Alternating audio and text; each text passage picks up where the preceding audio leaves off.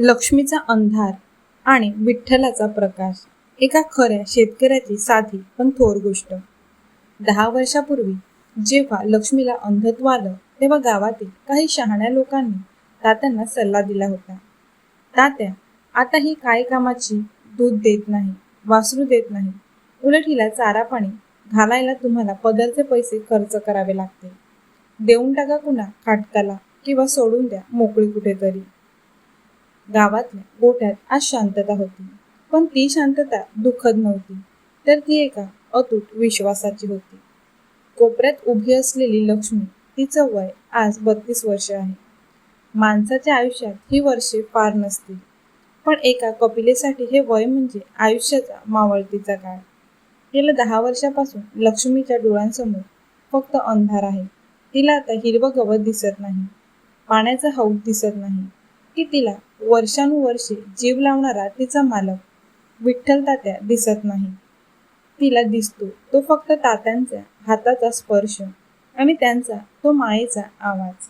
10 वर्षापूर्वी जेव्हा लक्ष्मीला अंधत्व आलं तेव्हा गावातील काही शहाण्या लोकांनी तात्यांना सल्ला दिला होता. तात्या, आता ही काय कामाची? दूध देत नाही, वासरू देत नाही, उलट हिला चारा पाणी घालायला तुम्हाला पदरचे पैसे खर्च करावे लागतील. देऊन टाका पुन्हा खाटकाला किंवा सोडून द्या मोकळी कुठेतरी. तात्या त्या दिवशी शांत राहिले, पण त्यांच्या डोळ्यात पाणी आलं. त्यांनी लक्ष्मीच्या डोक्यावरून हात फिरवला आणि खंबीरपणे म्हणाले, ज्या लक्ष्मीने 20 वर्ष माझ्या घराला दूध दुभत्यानं भरलं, माझ्या पोरांना आपल्या दुधावर वाढवलं, ती आज अंध झाली म्हणून तिला उकिरड्यावर सोडून देऊ? ती जनावर असेल तुमच्यासाठी, माझ्यासाठी ती माझ्या घरची थोरली माणसं आहे. जोपर्यंत माझ्या हातात ताकद आहे तोपर्यंत तिला चारा कमी पडणार नाही. आज 10 वर्षे झाली. लक्ष्मीकडून तात्यांना 1 रुपयाचाही नफा नाही. उलट तिची औषधं, तिचा विशेष चारा आणि तिची निगा राखण्यासाठी तात्यांना कष्ट करावे लागतात. पण तात्यांच्या चेहऱ्यावर कधीही कपाळावर आठी नसते.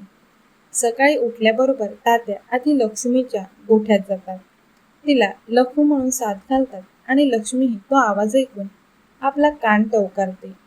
तिला दिसत नसलं तरी तात्यांच्या स्पर्शाने तिला कळतं की आपण सुरक्षित आहोत. आजच्या काळात जिथे उपयोग संपला की नाती तोडली जातात, तिथे विठ्ठल तात्यांसारखे शेतकरी माणुसकीचा खरा अर्थ जगायला शिकवत आहे. त्यांच्यासाठी शेती हा केवळ व्यवसाय नाही, तर गोठ्यातली जनावरं हा त्यांच्या कुटुंबाचा अविभाज्य भाग आहे. उपकाराची जाणीव ठेवणं हीच खरी माणुसकी आहे. जो माणूस संकटाच्या काळात आणि म्हातारपणात आपल्या मुक्या जनावरांची साथ सोडत नाही, तोच खरा बळीराजा. नफा तोटा विसरून जिथे नातं जपलं जातं तिथे खरी देव माणसं वसतात.